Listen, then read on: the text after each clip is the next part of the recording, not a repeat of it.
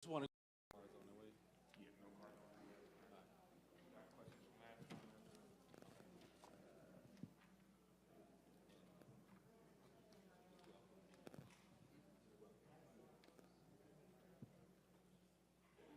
Hey, good afternoon, everybody. Well, good evening, everybody. I just want to go ahead and get started. My name is Mutaki Akbar. I'm the president of the Tallahassee branch of the NAACP.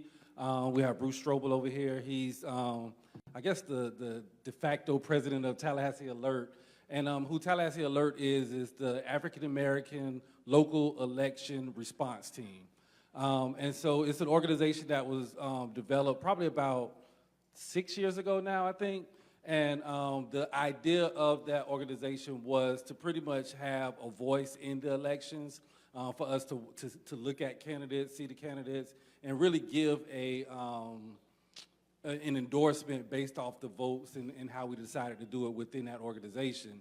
And so Tallahassee Alert joined with NAACP, the Urban League, Providence Community, Bond Community, Griffin Heights Community, and Frenchtown Community, and with the National Pan-Hellenic Association, along with, I think I got all the organizations, and Black Voters Matter. So we all got together and decided that it would be a good idea to do these candidate forums. So this is actually the third of a series of 6 candidate forums that we're going to do. You know, a lot of people come in person, and we appreciate that. And we also have a lot of people that's online that's been paying attention and actually playing the videos and kind of looking at the highlights. So these are important, and we appreciate all of the candidates that's been a part of it. I said this at the end of each forum, and I'm gonna say it at the beginning of this forum. We are unapologetically asking questions that affect the African-American community. Because I think those issues get ignored a lot, and it does 2 things. One, that it does, and I think is most important, that we can hold these candidates accountable based off of the responses that they give in these types of forums. So if they answer it here in front of us, we're going to look for that action once they're in their seats moving forward. And the second part is just informed voters, and I think an informed voter is a voter that will come out and vote and be comfortable with that vote as well. So those are all the reasons that we decided to do that. So without further ado, the setup for tonight is that we have a series of questions that we already have prepared. We also collected the questions from previous candidate forums that we had, because we had some really good questions from the audience those times as well. So we're going to ask some of those questions from the previous candidate forums. And shortly we'll have some note cards that we'll pass around to the audience. So if you have questions, you can give it to any of the members that might be floating around, or just come over here and give it to us, and we'll kind of go through them. We might not answer every question, but we'll go through them and present them to the candidates as well. Because there are only 3 candidates, we don't have a set time limit, but we do ask you not to filibuster. So, you know, try to keep it in a concise answer so that way we can ask as many questions as possible. So we're going to go ahead and start the show. So we'll have our moderator, Bruce Strobel, and he'll, I believe, start with an introduction of each candidate. So thank you all for coming out, and we look forward, and thank you all for participating as well. Thank you. Thank you, Mutaki. All right, everyone. So candidates, thank you for joining us tonight. We're going to go ahead and get started and allow you each to just give a brief introduction of yourself, anything you want us to know, and let us know why you're running for office. And we'll just start with Commissioner Cox-Williams. And then Commissioner Williams-Cox. Thank you. Good evening. It is indeed a pleasure to be here. In fact, I would prefer being here in the community with you than anywhere else in the world tonight. I am your commissioner. I've served for almost 4 years. I told you when you elected me that I would be your voice, and that's what I've done. I've been your voice. So I'm seeking re-election because we still have more work to do. We're moving our city forward, and we need to continue to move our city forward. I am a 30-plus year resident here in the city of Tallahassee, born and raised in Gadsden County in Quincy, and came here and raised our family, and I'm very proud of what we're doing here in Tallahassee and looking forward to doing it even the more. Thank you. Shelby. Hi, everyone. Nice to meet you all. My name is Shelby Green. I am running for City Commission, Seat 5. and I came to Tallahassee about 8 years ago to study chemical engineering at Florida State University. Like most students, I expected to graduate and leave Tallahassee, but the pandemic completely changed my trajectory. While staying in Tallahassee, I found the love of my life, Benji. We started a business together, and we are looking towards building a family and buying a home, but as most people my age, we're really struggling with problems as it relates to affordable housing and building generational wealth. And as we saw during the pandemic, the City Commission wasn't there for us when we needed them to be there.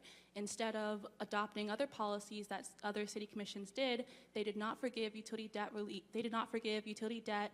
They did not extend a hand to the community when we needed it in terms of passing out funding, and they continue to neglect the needs of the community. So I'm running because we are at a time when the climate is changing and intensifying, and the same communities, our communities that were left behind in the pandemic, are going to be left behind as the climate changes. So I'm running to bring forward new ideas and to push Tallahassee in the affordable, sustainable, and equitable direction. Thank you. Good evening, everyone. My name is Adner Marcelin, and I am proud to be running for City Commission Seat 5. The reason that I threw my name in the hat is because I've always had a servant heart in this community. I've served this community since coming here to Florida State University in 2014, where I met many of you all through the NAACP. I have served as secretary of the NAACP, fighting various social justice issues for over 5 presidents, before finally serving as one of the immediate past president for your Tallahassee branch of the NAACP for the last 2 years, preceding to this current president. I came to Florida State University in 2004 to attend school at Florida State University, majoring in criminology and criminal justice. From there, I've got my master's in business administration from Florida Tech before finally going to law school and graduating with my law degree from Western Michigan Law. I am here to basically fight for the interests of those who need it the most and to stand up against the special interest which has for decades taken over our city. We are not here. It doesn't matter how long you serve, and it doesn't matter whether you hold a position or not. What matters the most is that when the people that you serve need the help, that you are responsive to everybody's needs and not just the needs of special interests and for those who are in your community. I've gotten this comment and this feedback that says, you're hard to work with. That's because I can't be bought and I'm unbossed, and everyone knows that. I want to serve the people, I'm going to serve the people, and I'm going to do so every single day with the highest ethical standards, with the highest morals, and it's not something that can be purchased. And again, I will remind everyone, the reason that I'm running is because our vote and the citizens of Tallahassee deserves a commissioner who's not going to sell people out for special interests, for high dollars, and that's why I'm here running today. Thank you. Excellent. Thank you. Okay, so we're going to jump into this first question, and it's going to go to the 2 challengers, and then we'll allow you a chance to respond, Commissioner. Okay, so please provide a specific policy from the incumbent that you believe negatively impacted African Americans and explain what you would have done differently. And we'll start with you, Adner. Repeat the question one more time, please. Please provide a specific policy from the incumbent that you believe negatively impacted African Americans and explain what you would have done differently. Yeah, I think the first one that comes to mind is Doak Campbell and the vote for Doak Campbell. I think when we spend $20 million and we are looking at issues that we're facing here in our community, we have homelessness, we have gun violence, we have struggling business owners.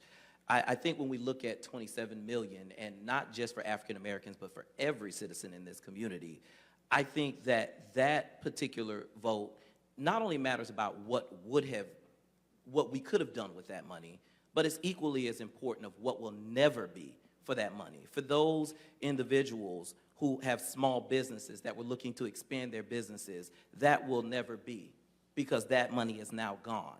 For those businesses that we could have attracted here in town that could have provided for more than just 45 jobs, that will no longer be, because that money is not on the table anymore for us to negotiate. It doesn't matter how you try to frame it, how you try to flip it, how good you try to make it or discover if it was extra money left here. That was just an inordinate waste of money, considering what we had going on. I'm glad you asked that question because it was a very important point. That was a comment that was made by a community person to say, take note of individuals who gave FAMU $10 million. And I will caution everybody and say this, giving FAMU $10 million to bring stadiums up to par and giving FSU $20 million to renovate and luxurize a stadium is two different concepts in our community. And so we shouldn't be talking and trying to compare apples and oranges because I think those concepts are different. And I think that the pain that it causes our communities is great, and that's one of the decisions that I would say was the most one. Shelby, you're done. Yeah, I think the biggest policy that I have a grievance with Commissioner Williams-Cox is voting to end the utility moratorium. Last year, during the pandemic, the city thankfully had a utility moratorium that said anyone that was behind on their utility bill would receive help and receive application assistance and would not have to worry about paying off their balances. Fast forward, the city ended unanimously the utility moratorium without communication to the press, without communication with the press release, and without telling the people who had expected help from the government that they were now going to have to pay back tens of thousands of dollars of debt. When the commissioner did that, I went to the commission meeting and I said, this is not right. This is a publicly owned utility, and other city commissions, when that problem was plaguing their community, for example, the city of San Marcos in Texas, they forgave $1.2 million of utility debt.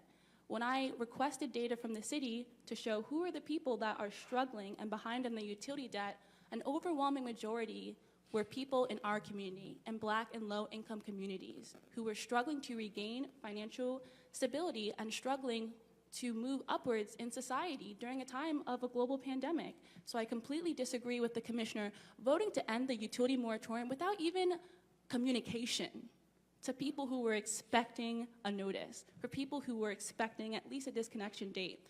And the city commission could have even gone forward by saying, you know what, if we end the moratorium, let's at least improve communication. Let's set up kiosks in low-income neighborhoods to help them apply for programs from our Florida, who was offering over $900 million at the time to Florida residents, and from our local Project Share program that had hundreds of thousands of dollars to give to the community for rent and utility assistance. Okay. So I disagree with the commissioner for voting to end the utility moratorium, but I also disagreed with her response to not having an aftercare for the community and not providing a recovery plan, and for not thinking about how can we turn this burden into an opportunity to invest into solar panels and other development for the community. Okay. All right. So just going forward, we're not timing everyone's responses, but if you start going too long and taking too much time, we will put the timer on, just a warning. Okay, Commissioner, so we allow you to respond to both of those. You can start with the response to Adner about Doak, and then we could respond to If I may, let me start with the utilities Go, first. that's fine. And thank you again. For those of you who watch what actually happened, the facts are the city of Tallahassee was the first to stop the disconnection of utilities for our citizens during the pandemic. We were the first, and we did it for over a year. We were the last to begin disconnects again, and we did not leave people hanging. We had a concierge service available through our customer service to make sure that residents who needed assistance with their utilities got that assistance. They were either got help from the county assisted program that the county was doing, but we also made sure that anyone who needed their utilities to remain on, that they did remain on. We did not cut people off without notice. Information was provided at the commission meeting. We gave a 60-day, I believe Commissioner Matlow, you and I negotiated a 60-day period for it to occur. So we didn't just snatch it from under folks. And even today, we are still working with individuals who need assistance with their utilities. We have that in place. Yes, we do own our own utilities. That is how we provide services to other residents. And so we will continue to do that. As you have heard, we got a $4 million deficit. So we have to have money to run our city. And so what we did with much care, lots of care, made sure that citizens who needed assistance was able to get that assistance. As far as Doak Campbell is concerned, I'm a diehard Rattler.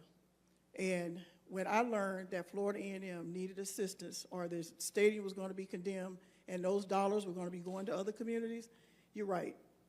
I got with FAMU and we got it done. We got it done through economic development, though. It wasn't through infrastructure dollars to fix the stadium.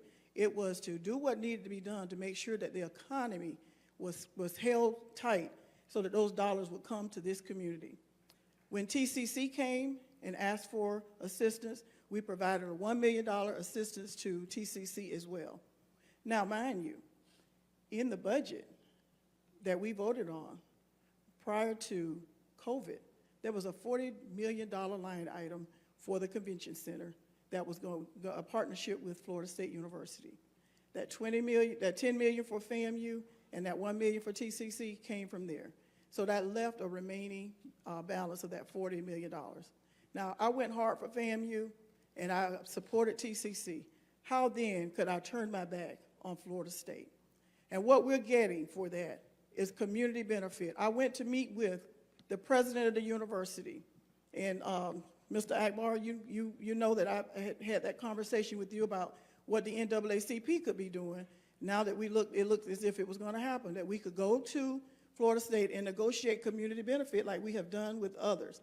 And I did that along with the deputy city manager, Cynthia Barber. And from that, our community will benefit, the youth of this community and others will benefit from that relationship. I made sure that Dr. McCullough understood that public dollars was going to equal public access. So we would not be putting a tarp over Doak after football season. It would be used, along with other facilities in this FSU facilities, would be used for community benefit. So I believe that those were the reasons that I could sleep comfortably at night, knowing that I'd done the very best that I could for our community to broaden our horizons and make services more available to our residents. Thank you. Thank you. Okay, we're going to go to the next question. All right. What are some food insecurity solutions for the city of Tallahassee that do not require residents to grow their own food in community gardens? And we will start with Shelby on this one. So as you all may know, I currently serve as supervisor for Leon County Soil and Water Conservation District, and one program that we have currently is a gleaning program. So any resident who has a fruit tree on their property can request our department to come over, glean the food, and then we move that food forward to community partnerships and food pantries. So I believe that to reduce food insecurity in our neighborhood, some options for low-hanging fruit is to take the model for this program and allow it to upscale to the city level, where farmers who have abundance of food that goes spoiled because they don't have the capacity to transport that food to community food pantries. So one option is applying this program to the city. Another option is encouraging grocery stores to build in our community instead of them being so far displaced from them. And third option that I'll mention is making sure that food that is available from restaurants and from people's home that has not been opened, that the city has a program to move that food forward to community pantries and in distributed ways so that people can access this information. So I think technology and logistics can go a long way to move this food forward without requiring people to have fruit trees and community gardens in their community. Thank you. Adner, go ahead.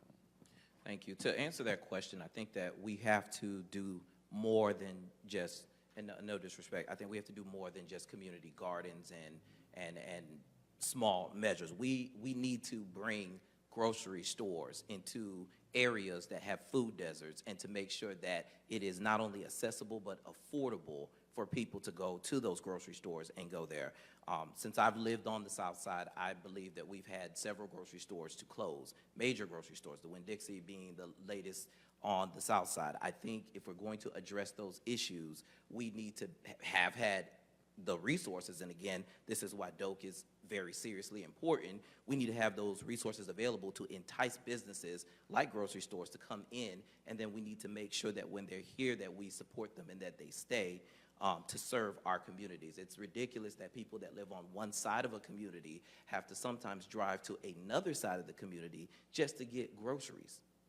And so I think, you know, other issues that we can do or other programs is that we can support agricultural programs that promote growth in the community, but we cannot supplement not having grocery stores that are within, you know, driving distance. And, you know, while GreenWise is an option, I think that that doesn't really count as a affordable option for many people around that area. Thank you. Thank you.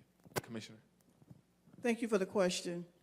What we have done at the City of Tallahassee in conjunction with the county and with the Agency Governmental Board is that we have purchased a store on Alabama Street that can be used to help cure the food deserts. I've personally spoken to a grocer who might be interested in doing this, and I think you have too, Mr. Landers, also spoken with this grocer. We've also, through CRA, provided approval for funding for a potential grocery store to be right here on right there on Tennessee Street, right where the shelter used to be. We've also supported Second Harvest. We've also supported vibrant neighborhoods where we're putting community gardens in and teaching people how to garden. And Mr. Strobel, you were a part of that organization that did that for resiliency purposes. Have we done all that we can do? Are we done? No, we're not. And we're open to suggestions of other things that we can do. We know that everyone does not have what others have.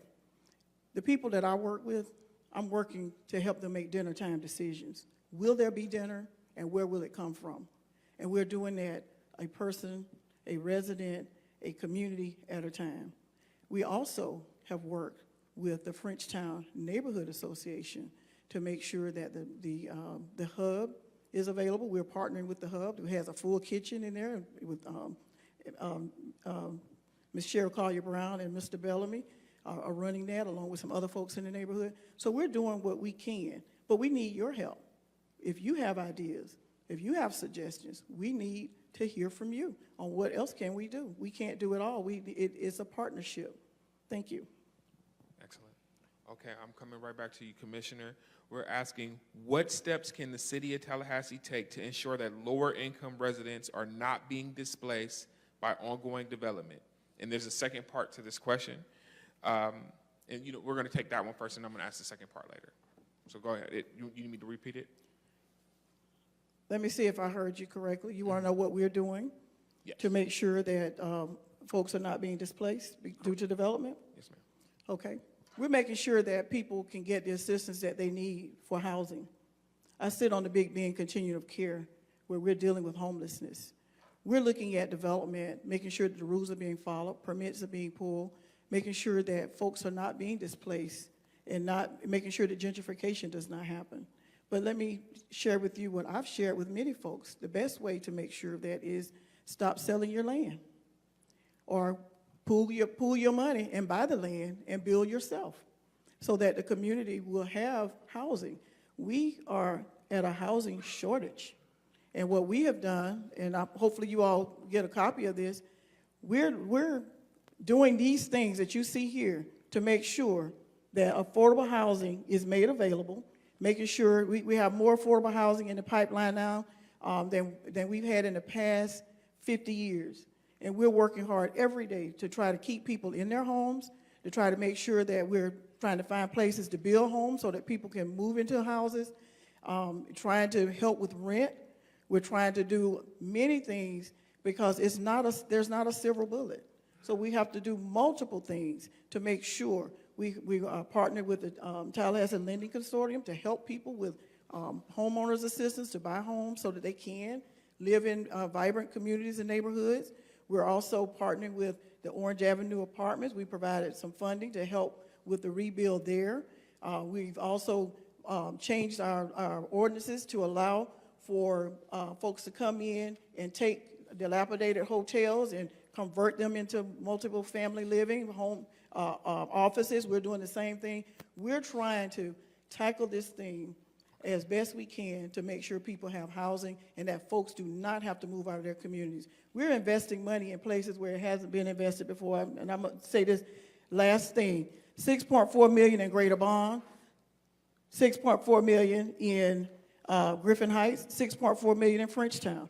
That's what we're doing. All right, and I'm going to go ahead and ask you the second part to the question now, and I ask that you give a short answer, as contrite as possible. Florida statute allows for at least 2 citizen board members on the Community Redevelopment Agency board.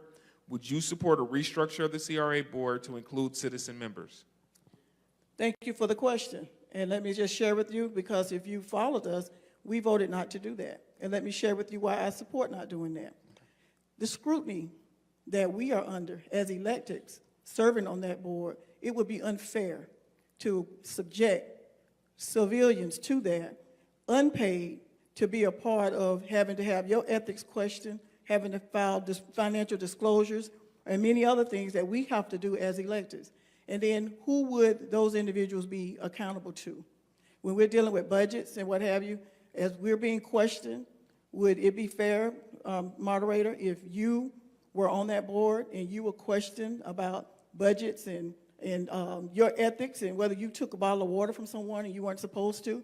Would that be fair? I think not. So for that reason, I would not want anyone to be under the scrutiny that we're under as elected officials on that board. Okay, so Adner, you're going to take that first part of the question, then I'll ask the second part again.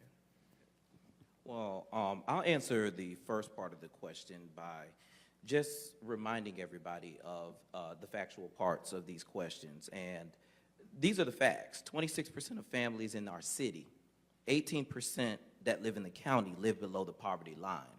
30%, while above the poverty line, are asset limited, income constrained, and are considered working poor. This is from the Alice report in 2020. There are over 800 homeless people on our streets at any given time. And so, you know, I think the city gets this way of dressing up a whole bunch of charts to make it look like all these dollars sound good. But when you really look into it and get to the bottom of it, it's a chart about absolutely nothing. I challenge you, Madam Commissioner, to go out into Florida State University and to FAMU and to challenge that I have to continue to give people money to make rent due while we have landlords and major corporations that are financing campaigns like Talcor, building large student housing complexes, and then you have landlords that are just raising rent to ridiculous amounts on people and that they're homeless. I challenge you.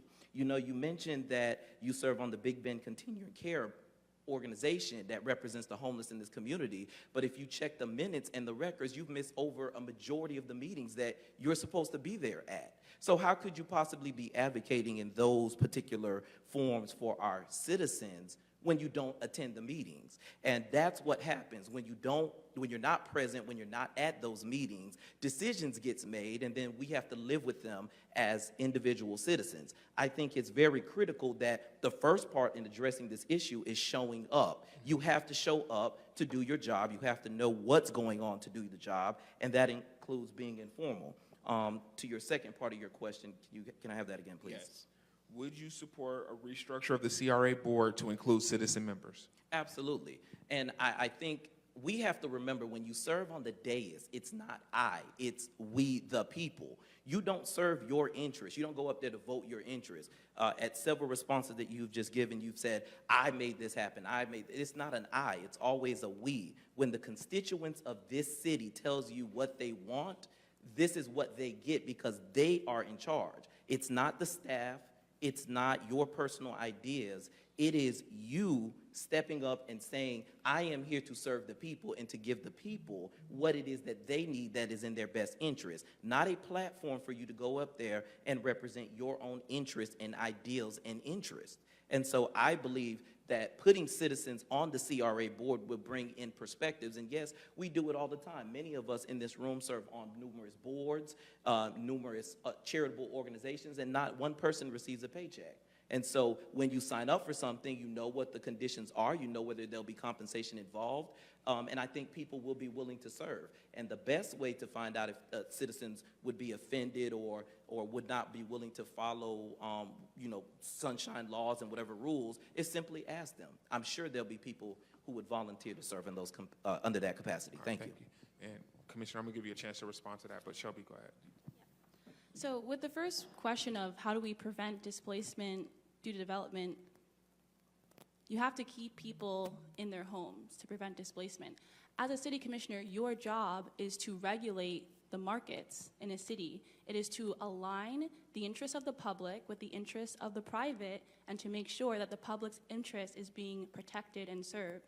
And so there are a lot of things that a city commissioner can do, but one of the first things is introducing policy measures that keep people in their homes, telling landlords they cannot evict people with a 2-week notice, telling landlords that if a resident signs on a lease, they get to keep that rate on the lease until they move out. Those are simple things and low-hanging policy, those are simple policy measures that exist that are being introduced in other cities that the City Commission has failed to even introduce on the dais. So the very first thing is keeping people in their homes by requiring the private sector to support the public sector through policy. The second thing is property taxes are rising, and that is hurting especially low-income and Black neighborhoods. You can keep people in their homes by preventing default on taxes, by preventing tax lien, and by preventing foreclosures. The City Commission should be supporting low-income and Black communities by providing measures to make sure people can afford to pay their property taxes. Another thing is to stop allowing developers to buy low-income developments like we've seen in Carroll's Quarter that's behind Whole Foods, tear down units for low-income people and sit on that land until the price is right. We have a neighborhood, a Black working-class neighborhood that is disappearing before our eyes because we have allowed our City Commission to not address displacement through policy. A city commissioner's job is to protect the public by aligning the interests of the public and private sector, and that is done through policy. So the first thing to do is to prevent displacement through policy. Okay, and the second part of that question, would you support a restructure of the CRA board to include citizen members? Absolutely. If we have people in our community who want to serve on community-centered boards and to provide a vision for the future of their community, they deserve to sit on those boards. And to the commissioner's statement, if there's information that these people can receive in terms of training, they should receive training. There should not be a barrier to sit on these boards because there's too much information or there's too many laws to abide to. Give them training, and they can sit on those boards and represent their community because their city commissioners are not. Okay, and before we go to the next question, Commissioner, I want to give you a chance to respond to the claims from Adner. I have no response. Okay.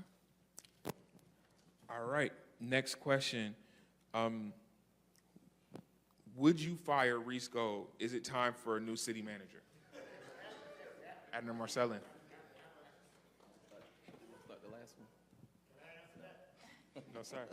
I think that decision is very premature. And like I said, I was disappointed in my opponent giving a 5 out of 5. I think that there are a lot of things that have called into his job into question, and that is, giving high-raised salaries to executives within City Hall while our our lower working class individuals are struggling day to day to make it at $15 an hour. I think that it's just unconscionable how we can justify $30,000 to $60,000 raises, and we simply cannot take care of the basic individuals that keep this city running every single day. I would not say that I would fire anybody without properly having their information and their review in front of me, but let me just answer the question this way. I've been a supervisor in many jobs. I serve as an executive of a bank right now that employs all the employees under myself. Am I capable of firing somebody? Absolutely, without a heartbeat. Thank you. Shelby. I think managing a city is tough, but I also think that our city manager, Reese Goat, has way too much power. As we saw in city commission meetings, we have yielded power through policy by allowing the city manager to make decisions without the public's opinion and without the city commission's input. So I wouldn't, if I was elected city commissioner, I wouldn't immediately vote to fire him, but I would vote for an audit. I would vote for a performance review of the city manager, and I would vote to restore balance back to the city commission and removing some of the power that the city manager has. Commissioner. Let me start by saying, first of all, that the city of Tallahassee's government is council management. If it's not council, so the city manager runs the city, not the mayor, not the commission. And yes, the city manager does report to us.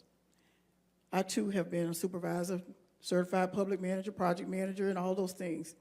And I evaluate the city manager and the other appointed officials based on their performance aligned to our strategic plan. And I am very comfortable with my evaluation because when I look at our strategic plan and are we hitting our points, we're hitting them. Our city is moving forward. Again, discount the charts if you want. These charts come from information that is actually true. Do your own research to validate. But these things are happening in our city, and many of them are not happening in other cities. And so my evaluation of the current city manager is that he is hitting the mark on the strategic plan that we, the commission, put in place for him to perform from. Now, if at such time that is no longer the case, then we'll deal with that then. But right now, I see our city moving forward, I see us growing, and I see no need to make changes in any of our appointed officials. And I gave all of our appointed officials a high grade because they're meeting the mark that we set for them. So I'm not singling out the evaluation that I gave to the city manager. The city attorney received it, the treasurer clerk received it, as well as our inspector general. I know what to look for.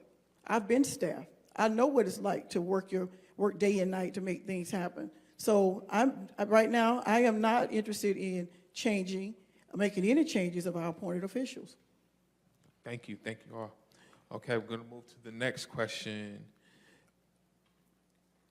How should the City Commission respond to the Leon County Sheriff's anatomy of a homicide? Give your view on solutions to crime and gun violence. We're coming to you first, Shelby.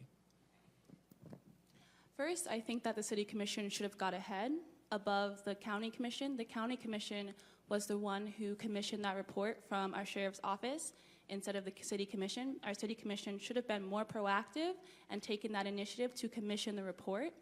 Second, I think that in the report, 87% of homicides in this county occur within city limits. Why is it that our County Commission was the one to take that initiative and not our city? So moving forward with information from this report and from the establishment of the Commission for the Status of Men and Boys, the City Commission needs to understand what are the ailments in our community and what are the interim actions we can take so that by the time the strategic plan is done for the Commission on the Status of Men and Boys, we can have proactive measures in place. What's causing crime in our community is people can't afford to live. People are struggling to regain financial stability and have no option when it comes to upward social mobility. Like I said earlier, one of the things the city could have done in the interim is providing debt relief for utility bills. 46% of the crimes that occurred were for basic bills for basic survival, including utility bills and grocery bills. So when the City Commission has a chance to provide relief to people who are struggling, especially those in crime-ridden areas and zip code 32304, they should take advantage of that opportunity. Thank you. Adner, you got them. Thank you. I believe that in order to, my take on the anatomy of a homicide is I'm not surprised. This is not rocket science or new information that we all have not been accustomed to. We knew there was gun issues in our community. We knew there were violence. And so I think that there some issues that we must look at from that report. And I think it first starts with schools and expulsion, because of a majority of those individuals who were found to have been interviewed that committed violent acts in our community, they were expelled from school and given no other option. And so when you have individuals that are expelled from school and they are not given an option and we let them out and they're out on the city streets, they have to find some way to live, they have to find some way to make money, and that just turns into a bigger issue. We have to find a very serious way of addressing economics and poverty, because that is the bottom line issue of why there is crime in the community. I have yet to see very much successful people waking up and saying, let me just commit a violent crime today. When you look at those individuals, it's often drug deals gone wrong. It is individuals that are desperate and they do a robbery to get some money and to purchase some things. And while you don't justify their action, we have to look at economics and poverty in the city. How do we address that to address those issues? Also, we have to look at funding programs in our community. I think for those that attended a forum that was during Martin Luther King that was out in the cold, our students were out there and they wanted the attention of our elected officials. A lot of them left, but they said this one thing. They said, stop funding programs that we're not interested in and fund the programs that keep our attention. And so go to the students, find out what they're interested in, and make an avenue for them in this community so that we can put alternatives out there to crime. Thank you. Commissioner. Thank you. Some of you who were around may recall that in 2017, the city of Tallahassee did commission a report. The report that the sheriff just released was a reiteration in many parts to confirm that we still have a problem. In 2017, a different commission was given the option of purchasing something called Cure Violence, and they chose not to do it at that time. So the report from the sheriff's office shows that we still have an issue. And what we're doing at the city of Tallahassee, we provide funding from the Tallahassee Police Department as well as the city budget to help with the sheriff's initiative on the Commission of the Status of Men and Boys. We have also have the Tempo program that Dr. Kimball Thomas himself started by going on the streets and finding those disconnected youth. And so we're looking at using that to continue to provide opportunities for individuals to get their GED, to go to college, to get training, and to open up their own businesses. And we are having graduations where this is life-changing. We also have the Tallahassee Future Leaders Academy that we've been doing that pays children, students during the summertime so that we can help them understand that it is a good thing to earn money legitimately and be able to spend it legitimately. I see Dr. Willie Williams in the back of the room. He was that coordinator who I believe worked very hard on that program as well.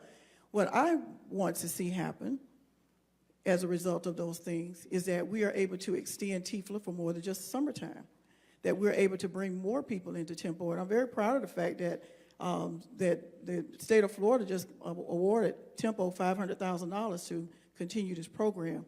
So what we're really needing to do is to give young people options. But it's not just young people who are committing crimes. Let's be clear. We got full-grown folks who are doing things that are not legal. So let's not just blame it on the young people. But that's what we're doing at the City of Tallahassee, and I look to do even more of that. And again, we're happy to partner with anyone in the room who has some suggestions or some ideas. I see Mr. Nicholas Thomas in the back. Not Nicholas, Marcus Nicholas. Nicholas Thomas is in Gadsden County. Marcus Nicholas, who came to us with the Aspire program to help young people complete applications and acquire what they needed to go to college. All of these things are options to help with what we need to have done. There is no silver bullet, but together we can all knit the quilt that will make our community whole. And I think that the report from the sheriff's office helped us to understand that the problem is still here. It did not go away. Okay, very good. Okay, so everyone, we're going to stay in this lane. And what I want to ask now is, what is a policy you would bring forth to address poverty in Tallahassee? As we're talking about addressing violence, I want to hear something specific, something concrete, and we'll start with you, Adner. Well, one of the policies that I would do to address policies, I think you have to practice what you preach. And so I would support raising every city employee's pay to at least $15 an hour. When you give people a livable wage, they have the capacity to purchase homes, afford rent, afford rising gas prices, afford food that is rising every single day. Money is a big factor in this community, and I don't count it that a lot of us in this room are privileged. But when we look just outside these doors, we see the reality in the face of our community. And that is that they are looking at it. So what would I do if I had one opportunity? I'd vote on that commission to give everyone $15 because they deserve it. Shelby. When I was a student at Florida State, I was living in poverty on Jackson Bluff, and the two biggest bills that I had were my transportation and my utility bill. As a city commissioner, I would invest and commit to building out community solar in the neighborhoods that are struggling the most to afford their utility bill. If we're able to provide a reduction in utility bill, even if it's just 20%, that is 20% more in people's pockets that can go to other bills like their groceries or providing childcare to their children. So that's one thing. And the second thing is making sure that our buses at least run on time, providing more adequate and convenient public infrastructure, because once again, our gas prices are going up. People that need to get to work, they have to take a bus to the city center and then transfer and take another bus to get to work. If we can have buses that run on time, and if we can have Star Metro routes that are more optimized for people that are traveling to work that are in the working class, then that will reduce the amount of money that goes towards transportation and utility, and that is money that can go in their pocket and spent towards their necessities. Commissioner? Well, Mr. Strobel, Mr. Moderator, I can tell you not what I would do, but I can tell you what I have done. And we have developed policies to have an impact on poverty. We started when we first came to the commission by making sure that the impact on poverty was a strategy in our strategic plan. And everything that we do, we balance it on, are we making that impact? The things that I've mentioned already, making sure that young people have jobs, that's an impact on poverty. Making sure that those who are disconnected receive the opportunity for achieving a college degree or GED, that's an impact on poverty.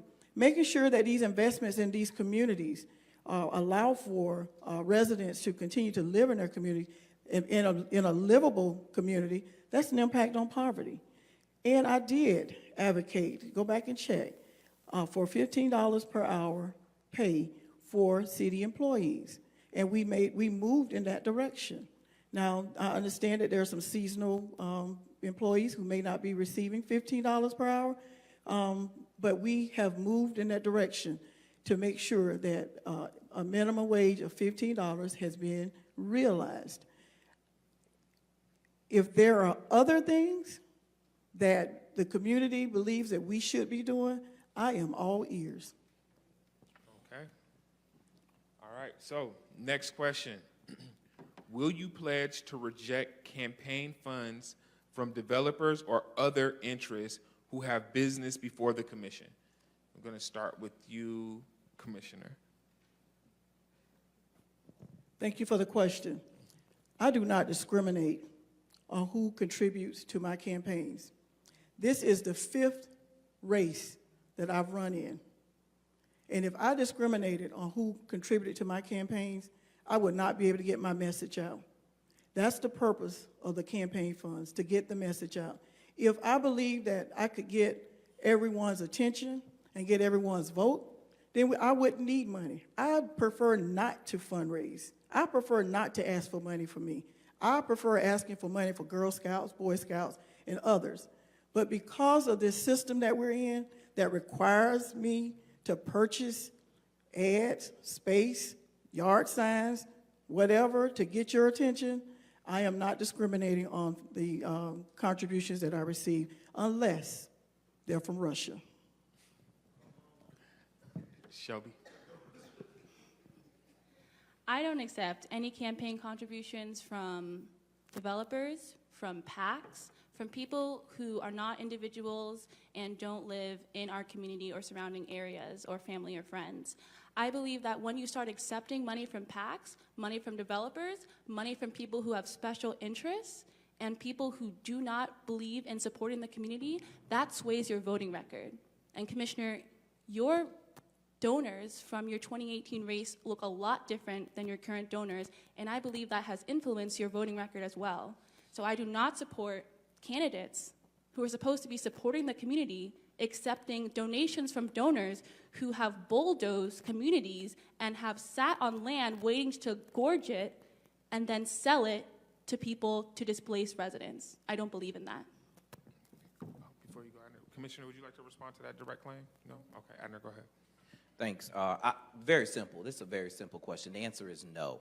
I believe if there was any member of the judiciary here, I want everyone to just think of this example. If you were a sitting judge and you had two defendants and a plaintiff in front of you, and you were running for office and they donated to your campaign, immediately you would be removed off that case because the JQC, the Judicial Qualifying Committee, would hold that you are not impartial to those persons appearing in front of you that have business in front of you. And so when I look at our city officials accepting donations from votes that just occurred, some even are bold enough to take the money before the vote happens. They don't even wait until after the vote. I don't think, your parents always raised you, money isn't free. So you have to start asking questions. What did you promise these individuals when you gave them and they accepted this donation? It comes with some expectation for a return. And so I challenge our city commissioners to be better than that. I challenge our commissioners to support our lobbying logs and let us know who you're meeting with. Why are you scared to let us know who you're taking meeting with and accepting checks from and all this backdoor stuff? If you're integral and nothing is going on in the background, be visible. But the answer to answer your question is very simple.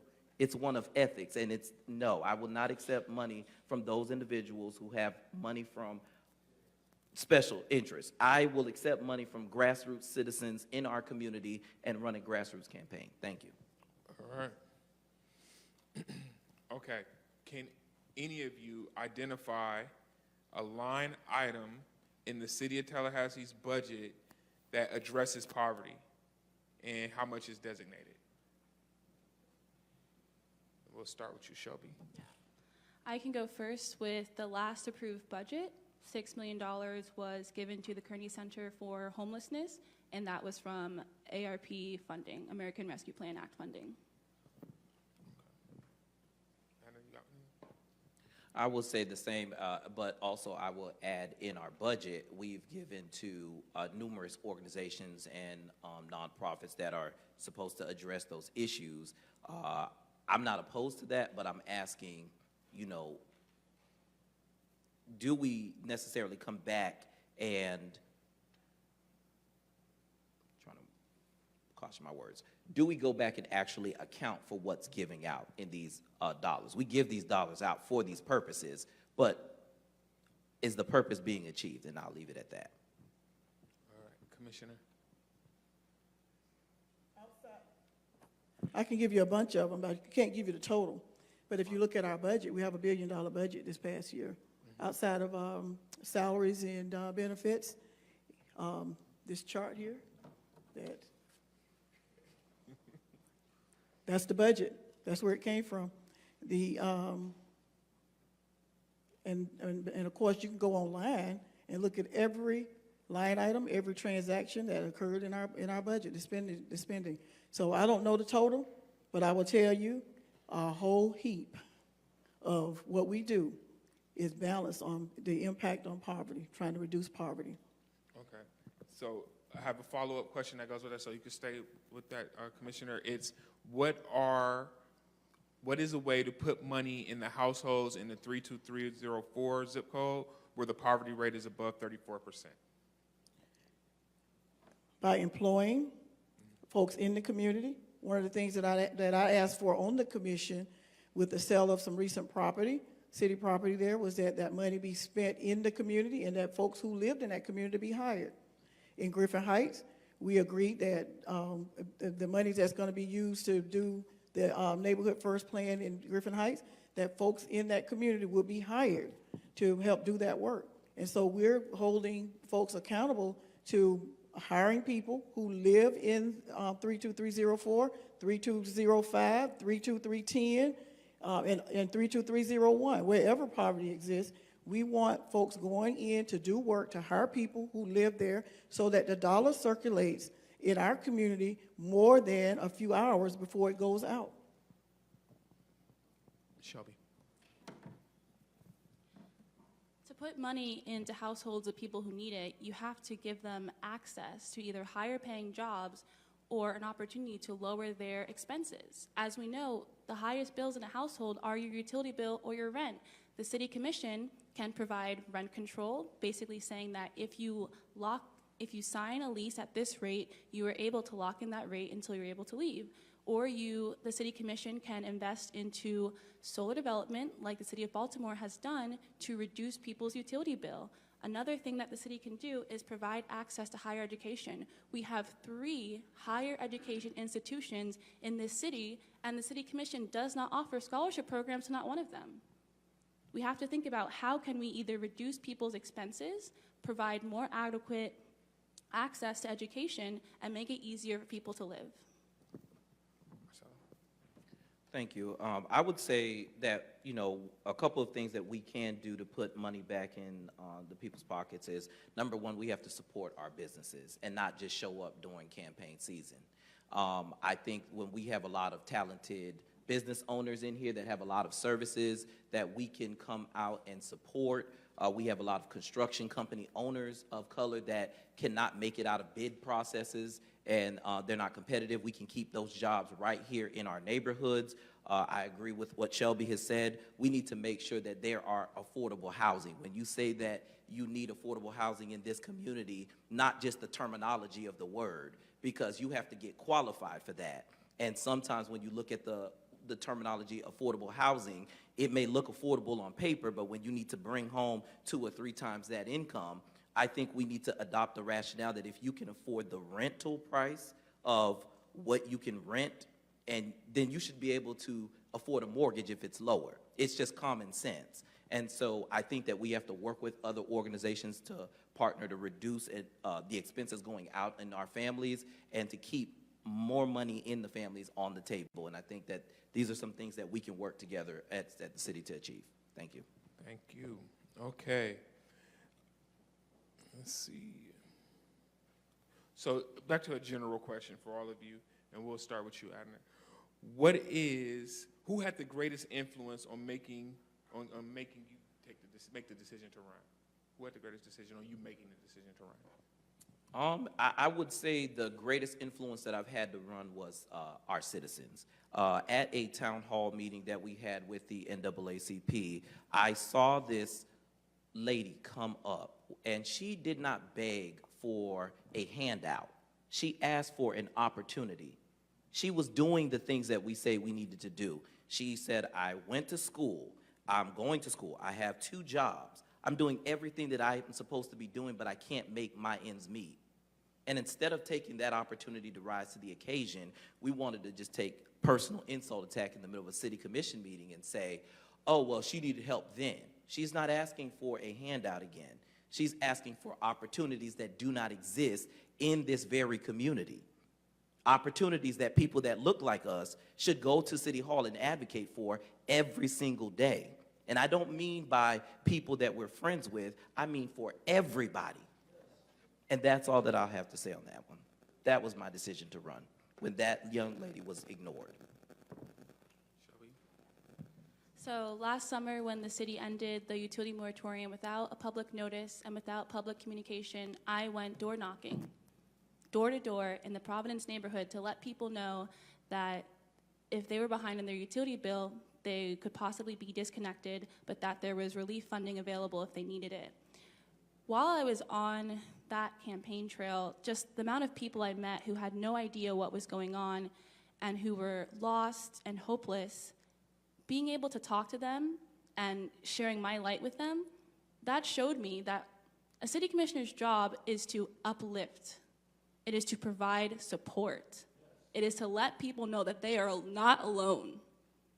And so I'm getting tearful because the amount of people I met who were just down in the trenches, who thought that they were really by themselves and abandoned and neglected, those are the people who gave me the strength to go up to the City Commission and let them know that this is not right how they're treating us. We deserve equal treatment and opportunity. And so the people that I met last summer during that time and helped them get utility assistance and help them get their life on track, those are the people that inspired me to run and give me the strength every day to continue this campaign. Commissioner? Could you repeat the question? Yes. Who had the greatest influence on you making your decision to run for re-election? Okay, let me ask the audience a question to answer that. How many of you in this audience worked with me in this community prior to me being elected? Just wave your hands. Prior to me being elected, worked with me in this community for the past 30 plus years. These are the people who gave me the strength to run for this office.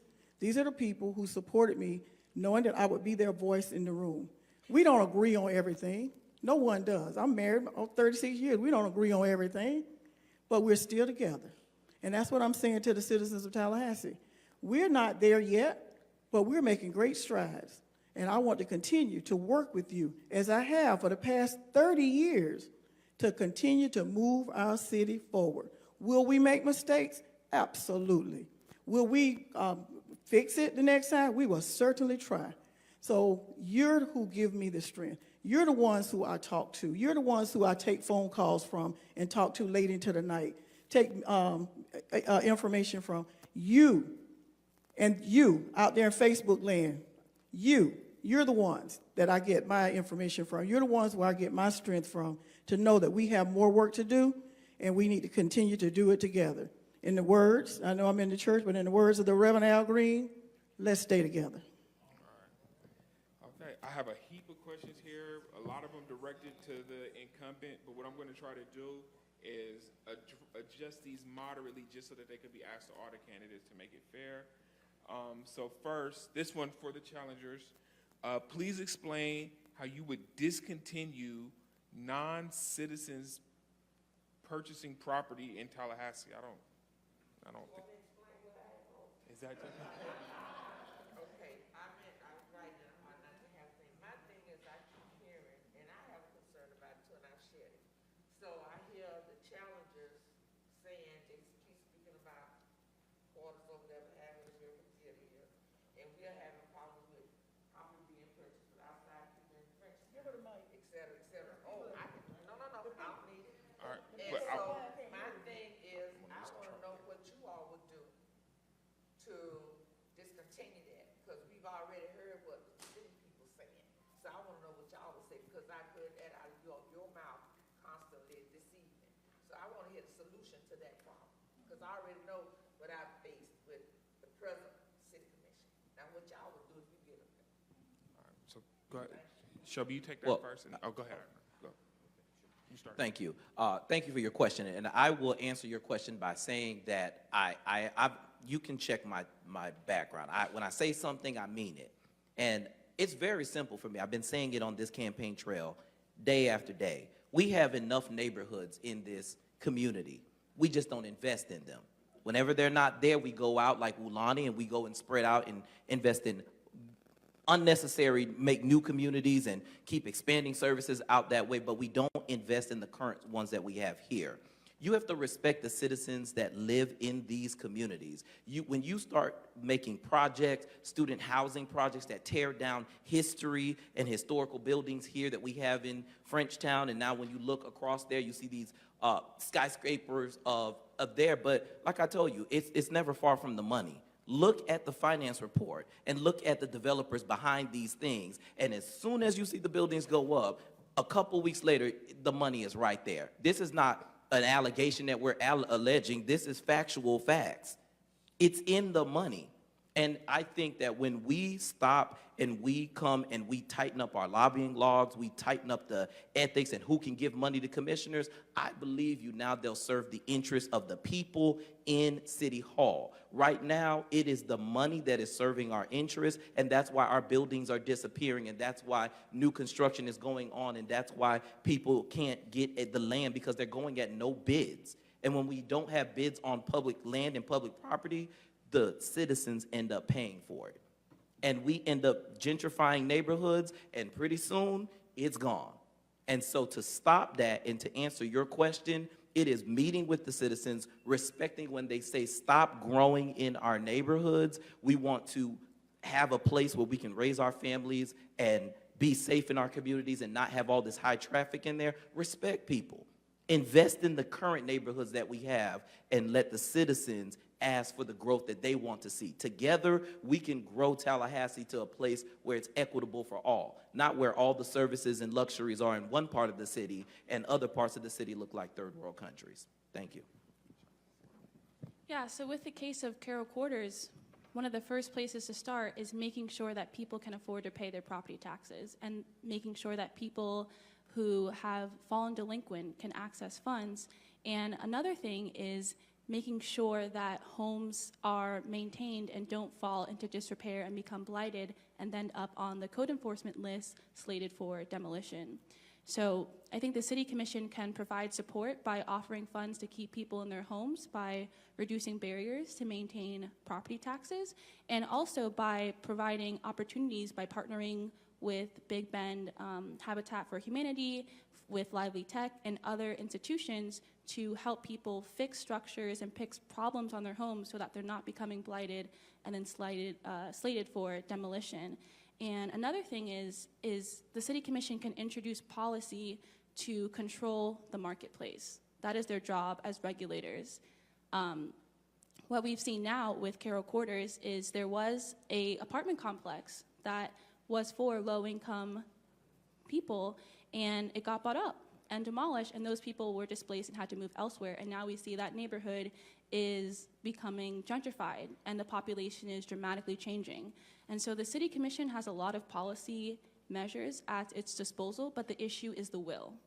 We need a City Commission that has the will to implement these policy measures to prevent displacement and to provide financial opportunity for people who have lost it and for people to regain the generational wealth that they lost.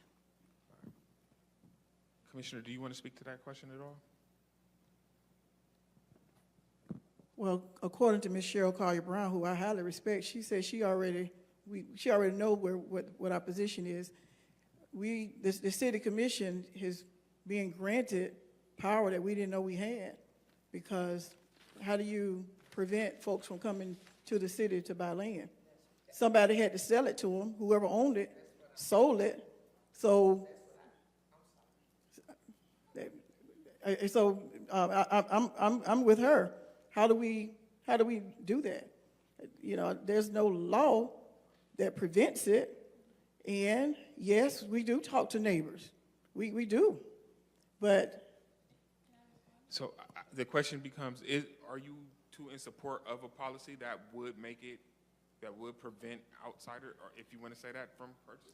I can't say that, because if I'm an investor and I want to go over to Quincy and purchase, you're going to tell me I can't go to Quincy and buy some land? I can't do that. Go ahead. I'll let Adner, you can No, respond. well, respectfully, I say no, you can't tell people they can't buy land, but we can stop giving it away with no bid contracts to the very people that donate to your campaign. You know, if you look at your campaign records and you look at who's winning those bids, 1 + 1 = 2 all the time. Commissioner, I'd like to give you a chance to respond. I will respond to that, because that's not true. I just want to add on, with the property in Frenchtown that was sold, once again, with no bid. It was not a competitive process. And another thing is we are using eminent domain. Why are we taking land from people when that is generational land that should be staying in their family? So the City Commission can keep people in their homes.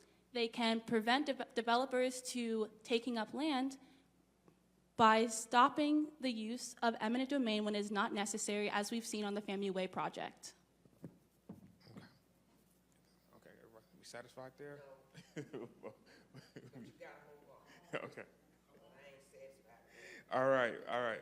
So I have a couple of series of questions about the South Side. So first, this is the question, and you answer if you feel comfortable. Do you live on the South Side? And now I'll ask each of you that. Adner, you can go first. Yes, I live on the south side. Shelby. I used to live on Jackson Bluff, and now I live in Lafayette Park. So no, I don't currently live on the south side. Commissioner. Since 1989. All right. And then the second part of the question is, who is your county representative? If you live on the south side, Commissioner Bill Proctor is your county commissioner. He is mine. Currently, Commissioner Dozier. Commissioner Dozier is my county commissioner, and all of the South Side is not in Commissioner Bill Proctor's district. Some of the South Side was in our beloved Commissioner Jimbo Jackson, and some of it is in Christian Dozier's. Okay. All right. So then the next part, and you can stay with this, Commissioner. What have you done to improve conditions on Tallahassee South Side? That's the question. Worked tirelessly for the past 30-plus years, advocating before being elected and without title and without pay for children and families on the South Side. Again, I ask the hands of the folks who've worked with me all these years. They know the work that I've done, but let me just share. I've gone to school board meetings to advocate for a new high school on the South Side. I've worked in the South Side schools. Wherever my children were, I was there. Michelle Carter Brown tell you that because she was one of the teachers. And others, I have gone to the, testified to Florida legislature. I've gone to the city commission meetings and county commission meetings advocating for the South Side. I've tried to organize people on the South Side to come downtown and speak for themselves. And so there are a number of things, but it's not about what I have done. It's about what we have done together. I am a community servant who got elected because I said I would be their voice in the room. They believe me, and I've done that. I stand on that record. Shelby. So even though I don't currently live on the south side, I serve as a friend of the Providence Neighborhood Association. And in my role as a friend, I've helped the Neighborhood Association host events for the neighborhood to promote social interaction and build community. I helped the Neighborhood Association receive a $2,500 grant to study vaccine hesitancy and to promote vaccinations in the neighborhood. I also helped the neighborhood receive a $1,000 grant to perform a movie night to provide childcare to people in the neighborhood. So even though I don't live on the south side, I'm familiar extensively with issues in the Providence neighborhood and have shown that when I was a lead canvasser on helping the neighborhood with their refresh plan, and also when I was in canvassing to distribute information on utilities connections and relief options.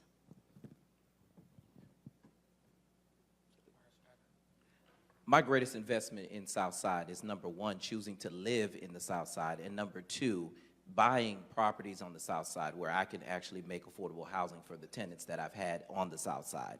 That has been our largest accomplishment there. I think during my tenure as the NAACP president, we have served our South Side community members, bringing activities for a cross spectrum, not only on the South Side, but throughout Tallahassee. I see many of the members here who served under that administration, and I think that we all can attest that we try to fight for all sides of our communities, and so that's where I have been. Thank you. Okay. All right, we're just looking at, we got a lot of questions in here, so we're going through, we got to make sure we get as many of them as possible. So this next question is, would you support the Capital Area Justice Ministries initiative to seed $12 million and champion a recurring $5 million a year revenue source for low and extremely low income housing? You can give please a short answer, a yes or no, and why or why not. I would say yes. If you just look around and see the amount of homeless people, the amount of people who have working jobs that cannot afford rent or a mortgage in this community, the answer is yes. It's not saying that when the commissioner gave her response at that forum that she wasn't doing enough, but clearly we have a crisis going on with housing in the city. And so just because you have your own program does not mean that we can't take the recovery money that they were asking for and put more money into a crisis in our neighborhood. So that is a resounding yes from myself.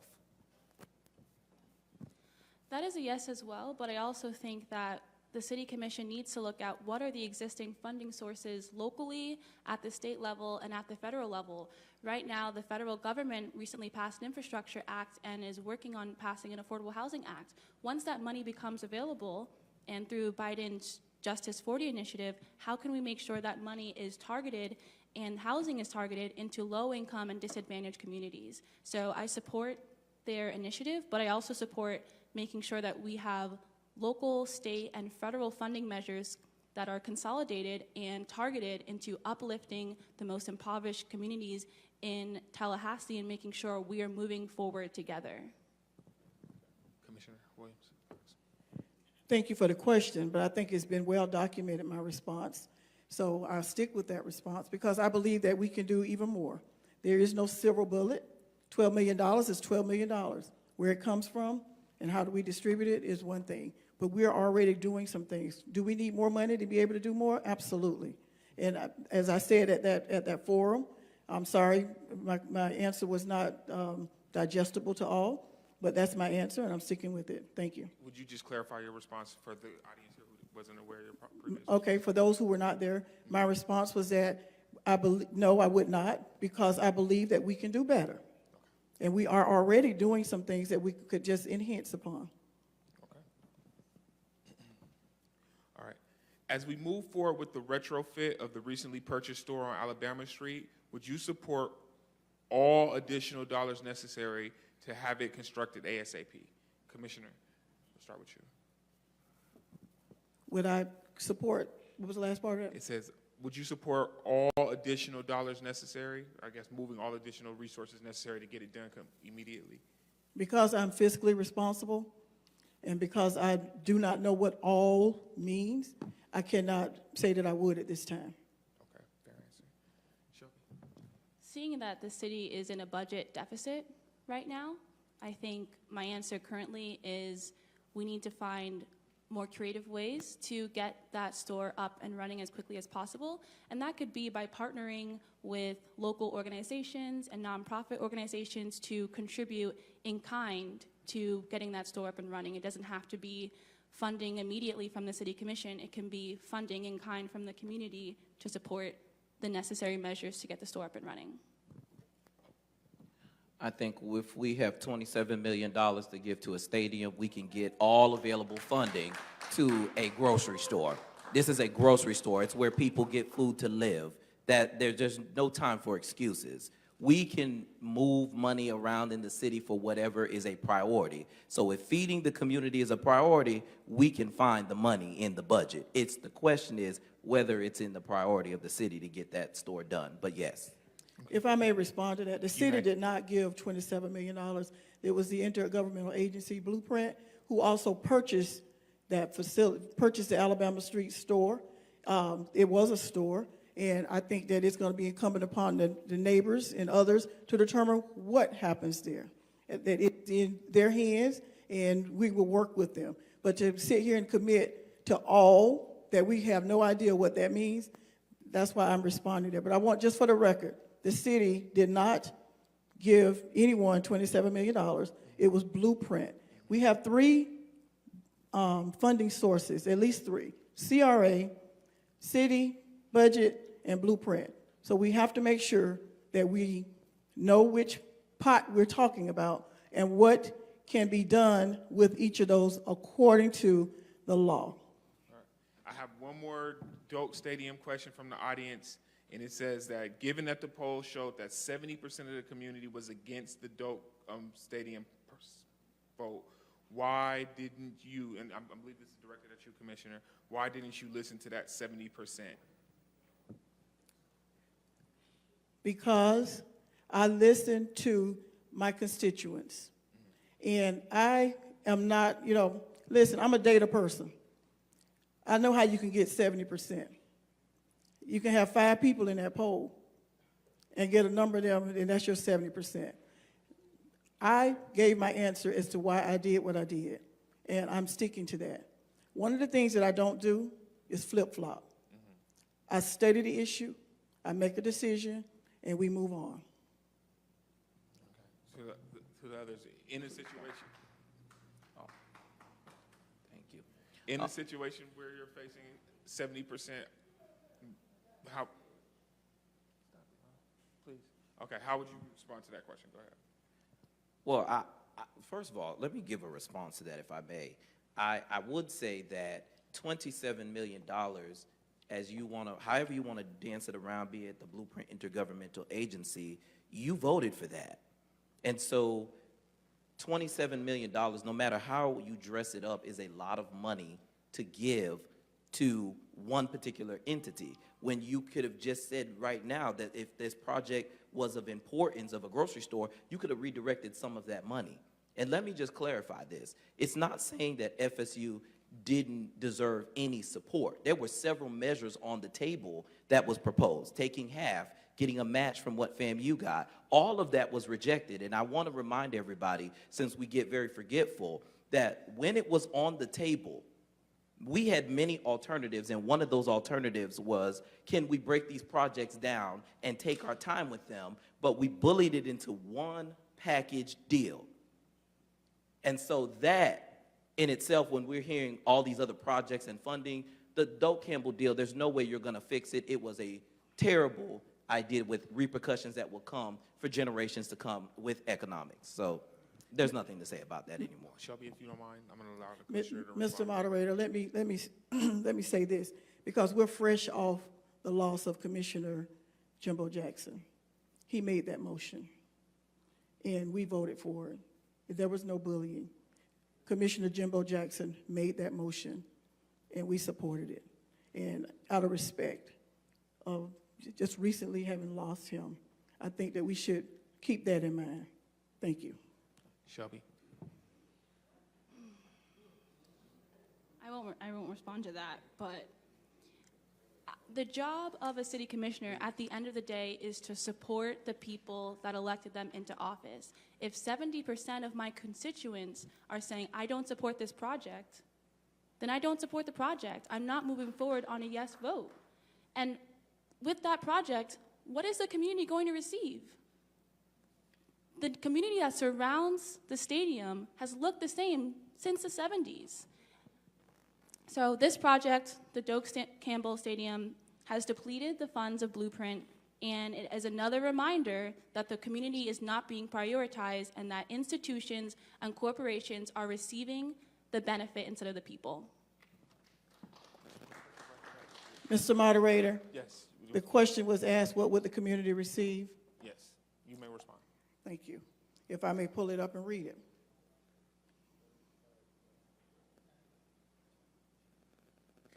As I mentioned earlier, we met with the president of Florida State, and we came forward with some community benefits that are attached to the executed contract.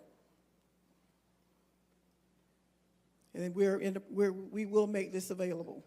It is available. It's a matter of public record.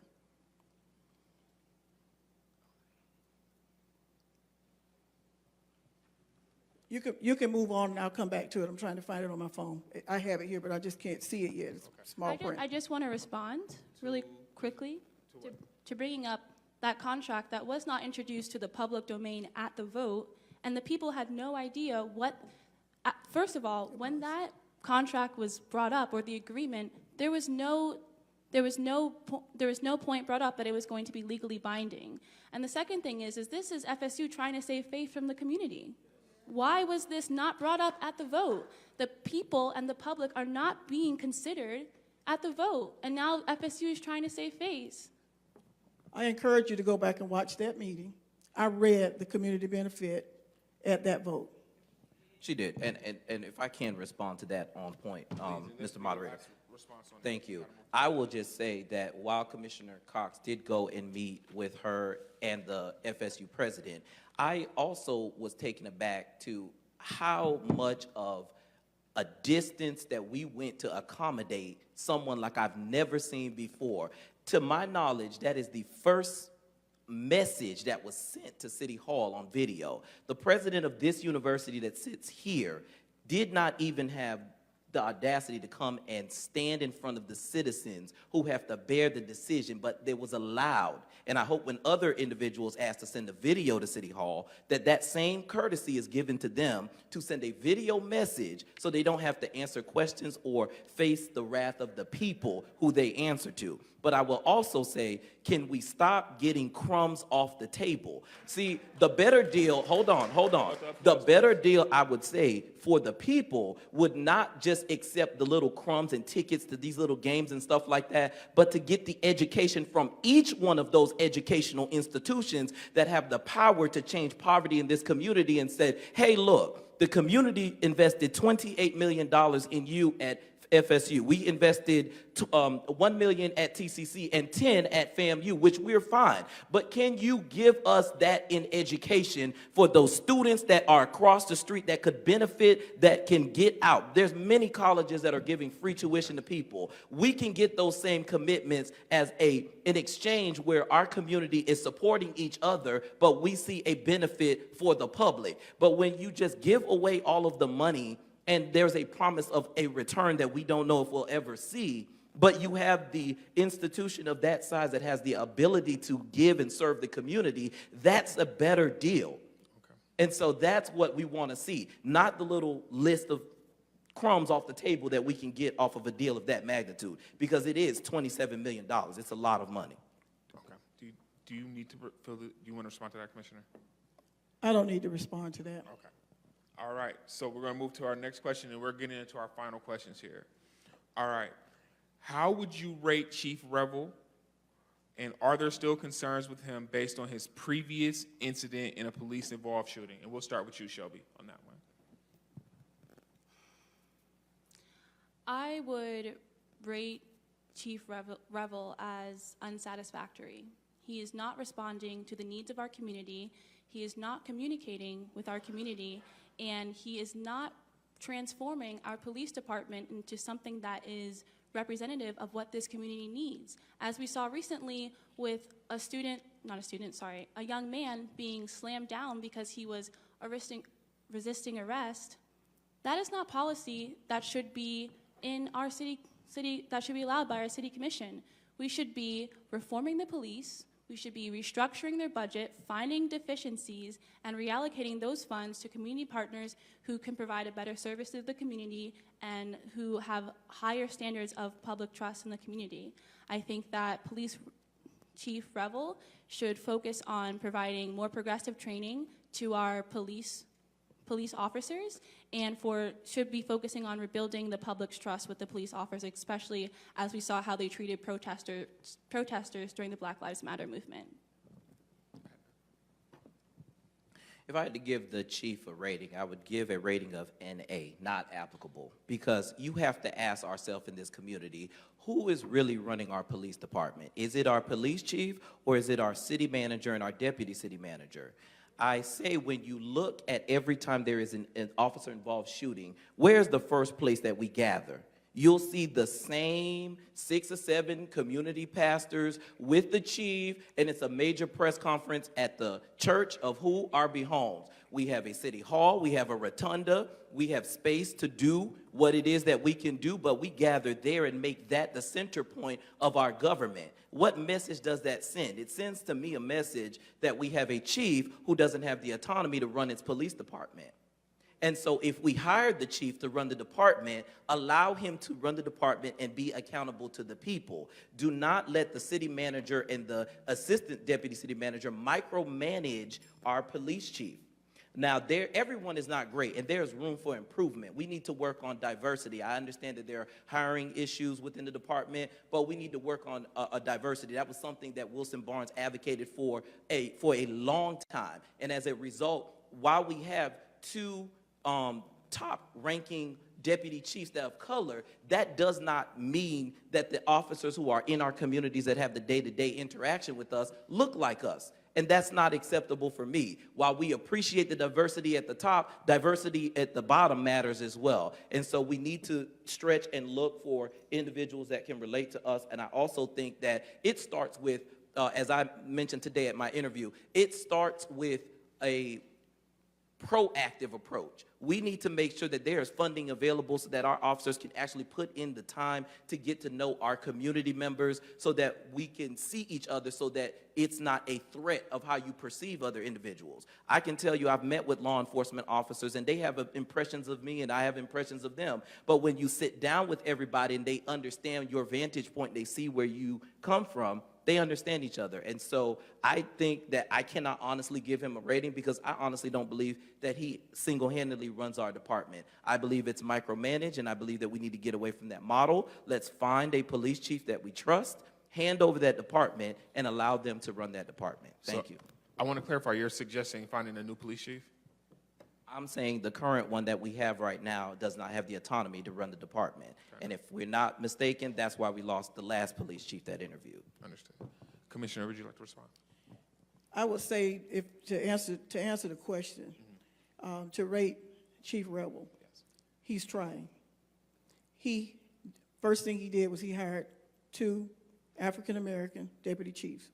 And he didn't go find somebody from out of town. He hired from right here within. One he went to high school with, and one he'd worked with. He did that right away. And if you attend the graduations of the promotions, you'll see that we have lieutenants and sergeants of color that we've not had in the past. And so he's trying. But we've got to do our part as well. We've got to apply. We've got to have people to go to the academy and want to be police officers. I spoke to a little Girl Scout troop on Saturday, and one of the little girls, the littlest one there, 2nd grade, with the biggest, beautiful eyes you've ever seen, I asked her, what do you want to be? She said she wanted to be a police officer. We've got to grow them. We can't expect them to be hired if they're not in the pool to be hired. And so I'm very proud of where we're going. We're not there yet, but we're going to keep working together. And, you know, I can't speak to whether the chief has autonomy or not, because everybody has a boss. So he's operating within what he has to operate within. We have officers in our communities, in our neighborhoods, who are interacting with our children, who are acting as crossing guards sometimes, and they're doing the things that we need them to do. Are we perfect? No. Is Chief Rebel perfect? No. But one of the things that I think that's also important to note is that when the bad apples in the police department, when they're found out, they're dealt with. They're dealt with, and you see that just happen just recently. So he's trying. That's how I rate him. He's trying. So you would say his performance is satisfactory? His performance thus far is satisfactory. Could it be better? Of course, we all can be better. I can be better. You can be better. So thank you. Okay. So we're going to move to our final question as we close out the night. And that is for the challengers. How has your opponent shown up for African Americans in the city of Tallahassee, and how would you do things differently? Shelby, we'll start with you on this one. The main thing that I've heard from Commissioner Williams-Cox tonight is, I am happy to help if you have problems. I guarantee you, Adner and I would not be here if we went to the commissioner with our problems and she offered any adequate response to them. The commissioner says she's helping the community, and she may believe that she is, but the community that I am serving and the community that I am with, I don't see it. I don't see her answering calls for help. I don't see her responding to the needs of the people. So I honestly believe that the commissioner believes that she is representing her community and her constituents, but if you look at her voting record, and if you look at the money that she receives on her campaign donations, that tells a completely different story. Our commissioner says that she's supporting the Black community, and she's supporting the poor community and the working class community, but if she did that, she wouldn't have voted to give FSU $27 million. If she did that, she wouldn't have voted to end the utility moratorium with no communication. If she did that, she would not have voted to give $0 from $42 million from the federal government to the community or local businesses. We need a commissioner who is going to support and rebuild after the pandemic, and who is going to provide financial stability and help us regain and rebuild. our commissioner is not doing that. And so if she says she's supporting the Black community, I personally do not see it. Adner? Thank you. I will just say in short, this isn't about personalities. This is about the business and the life that we have to live with in this city and the decisions that come from that impact. I will not say that the commissioner has not done any work in the Black community. I don't think that's fair. But I will think that there are a lot of decisions and a lot of votes that recently that our commissioner has been making that has us questioning, who are you voting for, where's your interest, and who do you serve? And that is a very clear and critical thing for the people that we want answered. I will say that I'm not going to sit here and focus on what's not being done, but I'd rather have the conversation on what we can being done. I think it is unacceptable to not answer to the constituents that you say that we serve. You several times here during this debate, you don't want to answer questions, yet we have the availability to go to several forums or be it an invitation to preach at churches and all kinds of things. But the Black community is getting tired of leaders that we put into office specifically that we don't see until it's election season. And then when election season comes up, it's there. I'm not intimidated by the large amounts of money. Because yes, when I see a sign and I'm driving by, I don't see the campaign sign. I see that's the developers buying the city again. These nice bright shirts, they look great, but that's the developers that paid for it. And we need to realize that because they have you by the hook. And when that vote comes up for them, I know which way you're going to vote because it's a tall tale sign. I will focus on serving and being a commissioner for all, not just those who are friends, that have connections, that went to the same university that you did. All of that stuff shouldn't matter. You serve as the commissioner for all. We're very fortunate for those watching online, for those in this sanctuary today. We're very fortunate to have the ability to come here and gather. But I promise you, if you took all of our commissioners, our mayors, and we went down a couple of blocks and we asked those individuals, who are these people? You'd be embarrassed. That question was asked once before, that question was asked once before by our students. And one of the things that I was proud during that forum that we did during Martin Luther King, they said, we see all of you community leaders here, but we don't know who you are. But I know Adner. I felt honored.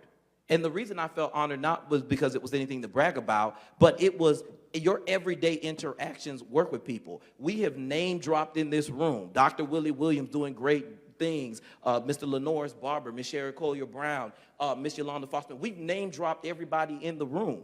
But when we look at who's funding your campaigns, a lot of these people's names are not the ones that are the major donors. They're the ones that have business in front of you.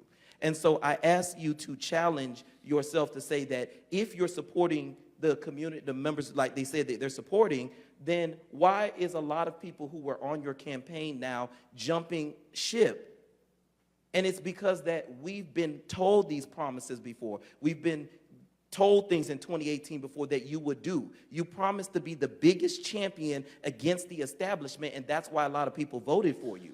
But since you've gotten in there, your votes have recently called into question, what do you stand for? And that's why I'm running. And I'm going to be focused on meeting with any individual that wants to meet to change our city. And even if we don't win, we're going to continue to hold our elected officials accountable. The season of just sitting in office and just telling everybody, I don't believe in the protest no more. We are now getting ready to get up and we are running for these seats. And we're going to remove those who don't want to serve the public, but rather serve the special interests. So that's where I am. That's what I'm focused on. Thank you. Thank you. Commissioner Williams-Cox, would you please respond? Was there a question? A question for you would be, how have African Americans in the city of Tallahassee fared under your tenure? And then you could respond to anything directed at you in those two comments. I am not here to have a debate. Okay. I'm here for a forum, to inform. May the work I've done speak for me. I'm sitting here at the foot of an altar where my Savior paid it all. So I don't have to defend my integrity. I don't have to defend my record. Do your research. Go back, watch some commission meetings. While you're watching that, look at some blueprint meetings. Look at some CRA meetings. Look at some Tourist Development Council meetings. Look at CRTPA meetings. Those are the boards and entities that I serve on to represent us. Not you, but us, all of us. I stand proudly on my record, looking forward to doing more. And if the voter feels that I have not honored my commitment, you have the full right to not support me anymore. But by the same token, if you feel that I have, then I need your support by August 23rd. Thank you very much. Thank you. All right, thank you. Everyone, would you please give a round of applause to all of our candidates, please? Joe Campbell Stadium could soon be getting a facelift, and your sales tax dollars could be footing part of that bill. People are standing up and speaking out. In addition to my tax dollars, I have to also supply time from my workday to even be here, out of the fear that our elected officials will not make a responsible decision. Season ticket holders or boosters who don't want to sit in an 18-inch metal bleacher anymore. They want more legroom. They want the amenities and club seating, ledge seating, loge boxes, cabanas, sofa chairs, high-end VIP seating. a sofa chair. High end, not low end. This isn't pleather. We have got to improve our facility. We are currently raising money. City Commission this Monday, get them to engage and give us some grants of that money to help us. They are not going to pack up and move out of town if you don't grant them these dollars. The sum, value, and needs of the football stadium never outweigh the sum, value, and needs of an entire community. We at the Chamber of Commerce fully support this, obviously. A 71-year-old structure that has bolts and things that need to be fixed. I cannot support giving $20 million at this point to FSU just because it leaves the bank account empty. I cannot support this funding. Hey, look, bottom line is, tonight, do you support Florida State or do you not? Categorizing this as whether you support FSU or you don't support FSU is not just dishonest but disrespectful. This is the only money we have for economic development. I think this is going to come back to haunt every single one of us.